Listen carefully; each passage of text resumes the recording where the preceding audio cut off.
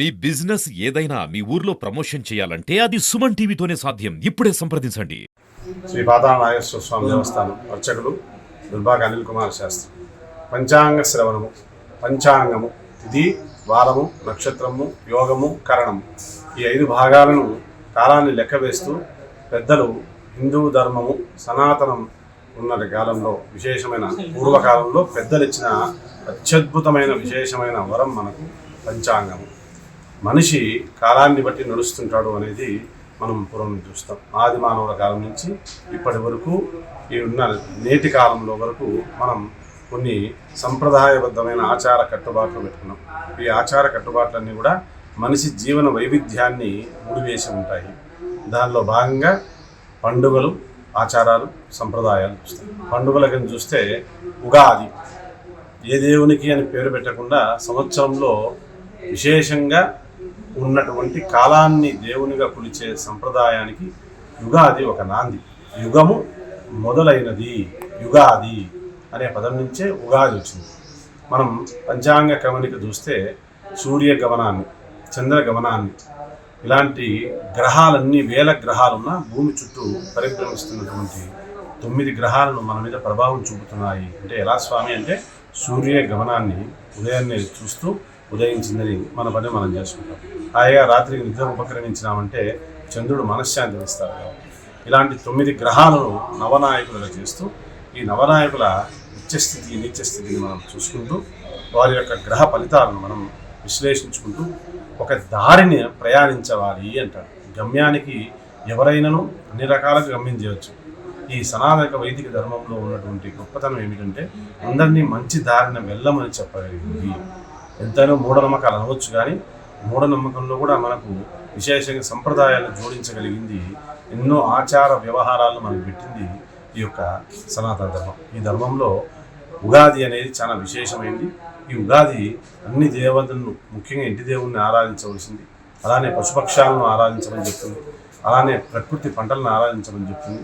మనిషి జీవన వైవిధ్యాన్ని ముడివేసుకున్న పండుగ కాబట్టి పండుగల్లో మొదటి పండుగ అనొచ్చు.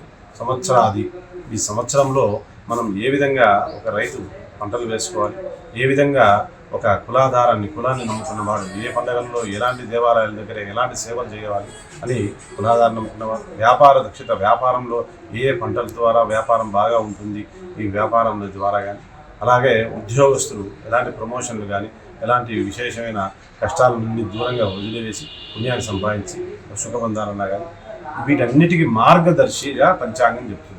ఈ పంచాంగం అనేది ఎందుకు వినవాలి అంటే శ్లోకాలు చెప్తుంటాయి. శ్రీ కళ్యాణ గుణవహం రిపురహం దుస్వప్న దోషావహం గంగా స్నాన విశేష పుణ్యఫలదం గోదాన తుల్యాం నృణాం ఆయుర్బుద్ధి ఉత్తమం శుభకరం సంతాన సంవర్పదం నానాకర్మ సుసాధనం సముచితం పంచాంగ మా కర్ణ్యతాం. ఈ శ్లోకం అర్థం ఏమిటి అని చూస్తే మనకు ఎన్ని శుభకార్యాలు చేయాలన్నా తిరిగి వారము చూసుకునే యోగ్యము, మంచి వారాన్ని కానీ చెడు కళలను కానీ దోషం హరించాలన్నా కానీ ఇది సాధారణంగా ఉపయోగపడుతుంది. గంగా స్నాన విశేష పుణ్య ఫలితాన్ని ఇస్తుంది. ఉగాది రోజున ఎవరైతే పంచాంగం వింటారో కాశీకి వెళ్ళి గంగ మునిగి మనం శివుడిని దర్శించిన ఫలితాన్ని ఇస్తుంది. గంగా స్నాన విశేష గోదానాన్ని ఇచ్చిన పుణ్యాన్ని కూడా ఉగాది రోజు పంచాంగం వింటే వస్తుంది అంటాడు. ఆయుర్బుద్ధి ఉత్తమం శుభకరం సంతాన సంవృప్రదం నానాకర్మ సుసాధకం. ఎన్ని పనులు చేయాలన్నా కానీ ఒక మంచి సాధనంగా ఉపయోగపడుతుంది అని ఇది శాస్త్రం. ఈ యొక్క నావ సంవత్సరాల్లో మనం చూస్తే షష్ఠీ సంవత్సరం దేని సంకల్పం చెప్పుకుంటాం అంటే 60 సంవత్సరాలు తెలుగు సంవత్సరాలు ఉంటాయి. మళ్ళీ ఇవే మనకు రిపీట్ అవుతూ ఉంటాయి. వాటిలో భాగంగా విశ్వావసు నావ సంవత్సరాన్ని మనం ఈ రోజున ఆహ్వానిస్తున్నాం.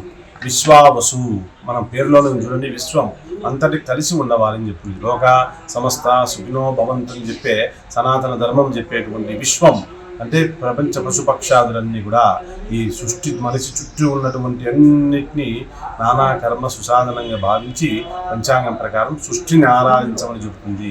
చక్కని వసంత ఋతువు, చెట్లు చిగుళ్ళు వేస్తుంది. చెట్లన్నీ కూడా ఈ యొక్క వాతావరణాన్ని ఆనందింపజేసుకుంటాయి. ఎండలు తగ్గి ఈ యొక్క విశేషమైన మనిషి చల్లబడవాలి అంటాడు. ఎలాంటి చల్లబడ్డాడంటే పుణ్యంతో చల్లబడతాడు. ఇలా చెట్టకు నీళ్ళు ఎలా పోస్తుందో మనిషికి పుణ్యం ఉండవాలి అంటాడు. ఆ పుణ్యాన్ని సాధించేదానికి, ఆ పుణ్యాన్ని సంపాదించేదానికి, ఆ పుణ్యాన్ని అనుకరించి పాపాన్ని పోగొట్టి మోక్షాన్ని సంపాదించడానికి ఉగాది ప్రారంభంగా చూసుకుంటాం. దాని ప్రకారం ఉగాది మనకు నవనాయకులై ఉంటారు. ముఖ్యంగా ఈ ఆధిపత్యము అంటారు. ఈ ఆధిపత్యం దేనికి ఇస్తాం స్వామి అంటే నవనాయకుల్లో ఉన్నటువంటి 9 మనం విశేషమైన నాయకులను చూస్తాం. దాంట్లో మనకు విశేషంగా ఆరాధింపు చూస్తే ఈ యొక్క విశ్వాన్ని వసు అంటే భరించగలిగింది భూమి. ఈ విశ్వాన్ని అంతటిని కూడా భరించగలిగిన వాడు బృహస్పతి. మనము విశేషమైన గ్రహం పేరుగా దీన్ని చెప్పుకుంటాం. అలానే బృహస్పతి గ్రహం అనుకూలమైన రోజుగా విశేషంగా ఉన్నటువంటిది. ఈ ఉగాది ఏ రోజు వస్తే ఆ రోజున ఉన్నటువంటి గ్రహం ఆధిపత్యం వహిస్తుంది, ఆయన రాజు అవుతాడు. ఈ ఉగాది ఆదివారం నాడు వచ్చింది కాబట్టి సూర్యుడు ఆదివారానికి అధిపతి కాబట్టి అత్యద్భుతమైన ఆరోగ్యానికి బలమునిచ్చేటువంటిది, మనుషులందరికీ బలాన్ని ఇచ్చేటువంటి వాడు, ఆత్మస్థైర్యాన్ని ఇచ్చేటువంటి వాడు సూర్యుడు కాబట్టి సూర్య భగవానుడు ఆరోగ్యాన్ని ఇస్తాడని సూచన. అలాంటి రాజుగా వస్తున్నాడు సూర్యుడు కాబట్టి విశ్వావసనామ సంవత్సరం ఈ యొక్క నవనాయకుల్లో రాజు సూర్యుడైనాడు.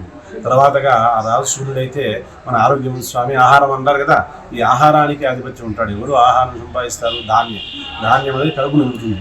ఏం స్వామి నీ దగ్గర 10 కోట్లు ఉన్నాయంటే నేను చెప్పను, పోనీ నువ్వు చెప్తావా అంటే నువ్వు చెప్పకపోతే మరి చెప్పగలిగింది ఏమిటంటే ఈరోజు నేను కడుపున అన్నం తిన్నాను, నా భార్య నా పిల్లలు అని చెప్తాను.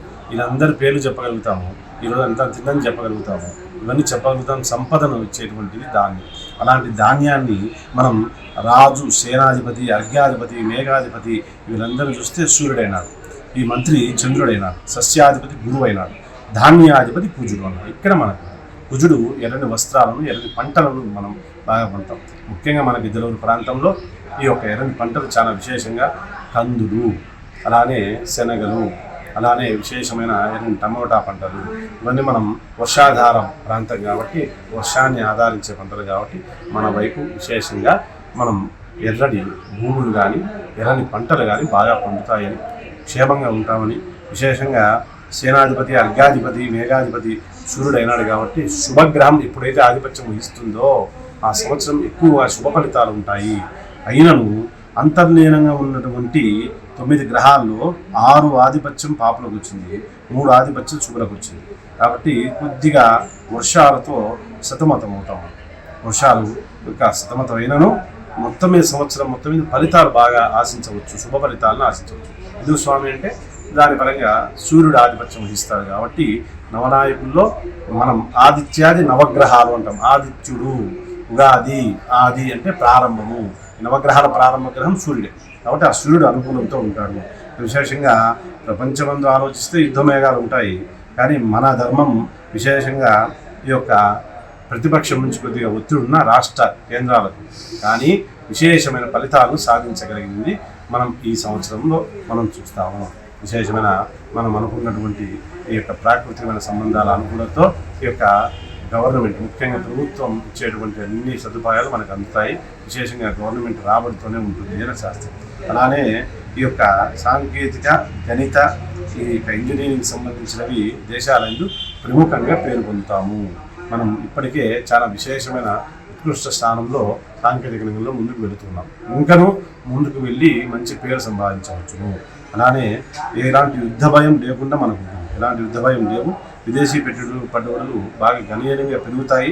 విశేషం ఇబ్బంది లేదు. దేశంలో అన్ని వర్గాలు మహిళలకు ప్రాధాన్యం ఇస్తాయి. అంటే మహిళా బిల్లు రాబోతుంది కదా, అదే అనుకోవచ్చు మహిళా బిల్లు. కాబట్టి మహిళలకు స్థానం ఇచ్చడం వల్ల మన ఉన్నత స్థానం, వాళ్ళ ఆలోచనలన్నీ కూడా కుటుంబాన్ని బాగుపరచాలని ఉంటాయి కాబట్టి మంచి ఆలోచనలు ఉంటాయి.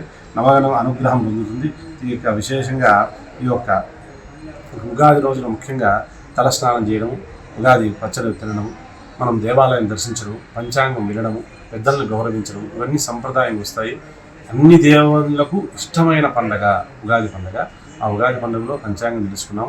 అలానే మనకు ఈ యొక్క లాభాలు, నష్టాలు, అలానే రాజ్యభూజ్యము, గౌరవము, అవమానాలు ఉంటాయి. ఈసారి విశేషంగా మనం చూస్తే సంవత్సరాది ఫలితంలో మనం చూసుకున్నాం. ఇప్పటి వరకు కూడా మనకు గ్రహాధిపత్యం చూసుకున్నాం. ఈ గ్రహాధిపత్యంలో మనకు తెలుసుకున్నటువంటి విశేషంగా మనకు ఏమిటి ముందు కావాల్సిందంటే పశుపక్షాలు. వీటిలో ఆవులు, బర్రెలు, ఏమిటి పాలు, పాలిచ్చేటువంటి క్షీరదాలను మనం చూసుకోవాలి. దాని పరంగా అనర్ఘ్యమఫలం వృష్టిశ్చ స్వల్పం క్షీరం తదానతృణం పశుపీడ భవేన్నిత్యం యమాత్ పేజునాయక. సూర్యపుత్రుడు యముడు పశునాయకుడు అయినందువలన పశువుల దుడ్డి విడిపించువాడు అగుటచే ధరలు తగ్గుతాయి. స్వల్ప వర్షపాతం వలన అల్పమగు పాలు గడ్డి లభ్యత కూడా తగ్గి పశువులకు కొద్దిగా ఆరోగ్యం ఉంది. గోష్ఠ ప్రాపకో బలరామ అంటే బలరాముడు పశువులు దొడ్డిని పెట్టిన వాడై ఉన్నాడు కాబట్టి బలరాముడైనా కాబట్టి సస్యానుకూలంగా వర్షాలు కురియును. సమస్త పైరులు ఏపుగా పెరిగి పంట సమృద్ధిగా ఉండు. మధ్యదేశం సుభిక్షంగా ఉండును. విశేషంగా మనం ఆలోచిస్తే నామకో ఫలం మేఘం నిరంతరం మహావర్షం మధ్యదేశే మహాజలం ఫలంతి సర్వధాన్యాన్ని కాలమేఘస్య లక్షణం. మేరు పర్వతములకు దక్షిణ దిక్కున ఉన్న కాలనామక మేఘము పుట్టి నిరంతరము వర్షములను